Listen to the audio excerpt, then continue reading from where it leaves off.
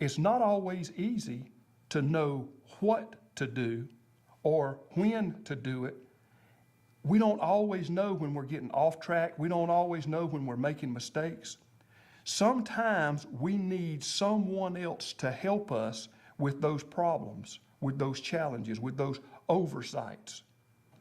I don't know if any of you drive trailers or trucks and trailers and back up boats and things like that, but if you've ever had someone standing behind you saying, come on back, go this way a little bit or go that way a little bit, that person was helping you with what you were trying to do. They were being an accountability partner for you. An accountability partner is somebody that helps you do what you know you need to do. An accountability partner is like a personal fitness trainer in integrity. They help you be who you want to be. You are going to have to select some accountability partners in order to maintain your integrity. And as part of your curriculum, you're going to have to list those out. You're actually going to have to talk to them and say, will you help me in this area? Or will you help me in all areas? Now, you get to pick your accountability partners. You'll pick where they help you. You're going to pick what they help you with. But you're going to need to explain to them what integrity is. You're going to need to explain to them what your core values are. You're going to need to be able to tell them how you need their help. In fact, you're actually going to have to teach them kind of a short course on integrity unless they happen to be in class with you now or have already studied this. They need to know what you're talking about to be able to hold you accountable. Now, they're going to hold you accountable to your core values, not to theirs. They are going to hold you accountable to help you be the best you. Now, here's some characteristics for your accountability partners. Your accountability partner really needs to be somebody that can be honest with you. Now, you've already explained to them your concept of integrity and what your core values are, and they need to be honest with you. They need to have that ability. Now, be sure you understand what I'm telling you.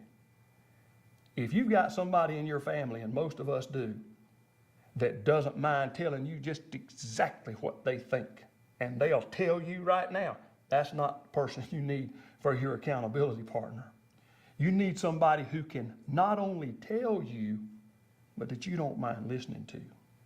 They need to be able to be honest with you, and you need to be able to hear honesty from them. If it doesn't work both ways, it doesn't work at all. So you need to be able to hear honesty from them. They need to understand that they are holding you accountable to your core values, not their preset ideas. They're holding you accountable to what you want to be, where you want to go. That's where they're holding you accountable. They're going to hold you accountable in whatever that prearranged way is. And let me tell you, the strangest pair of accountability partners that I have ever seen was in prison. There were two guys who were roommates. One was an absolutely devoted, committed, 100% Christian. The other one was an absolutely devoted, 100% committed Muslim. Now, each one of these guys was 100% convinced the other one was going to hell. But they were friends, they were roommates, they were accountability partners, so they had this agreement. As long as we're going to live together, we'll let integrity be our common ground. And I'll hold you accountable to your core values if you'll hold me accountable to mine. So on Friday afternoons, when it came time for the Islamic worship service, the Christian would remind the Muslim, hey man, you need to go through your rituals and all, you need to get ready. You've got to be there on time.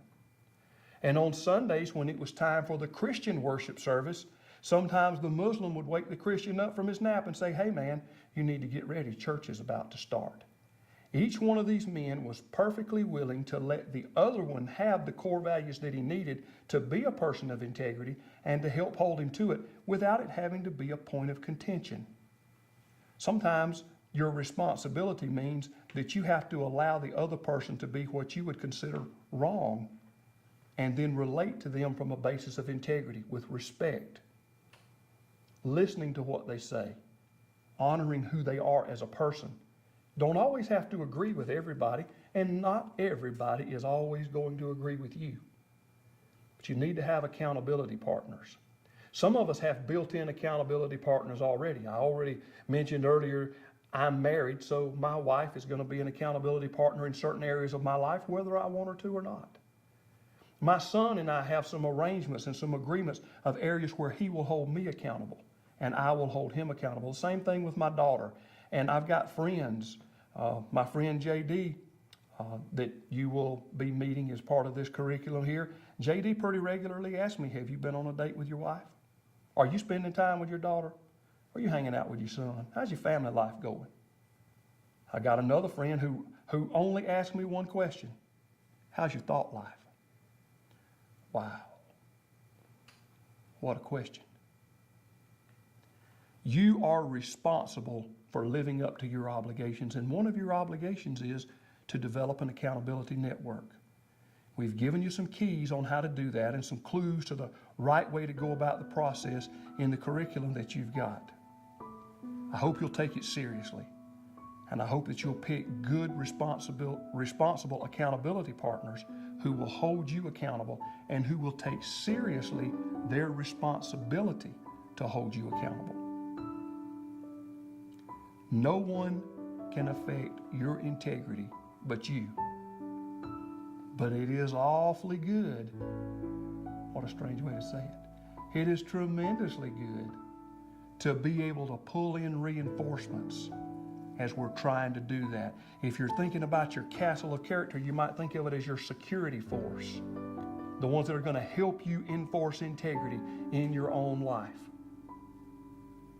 It's awesome to get help when you need it. Your integrity is up to you, and getting help is really, really tremendous asset to you. Think carefully about your accountability partners, who you would like to talk to, how you would like to enter into an agreement with them, who you do not need to ask for some parts, and who you do need to ask for others. And as you think through the process, very carefully and very responsibly, you'll begin to grow even before you ask. Responsible accountability partners are part of your success plan.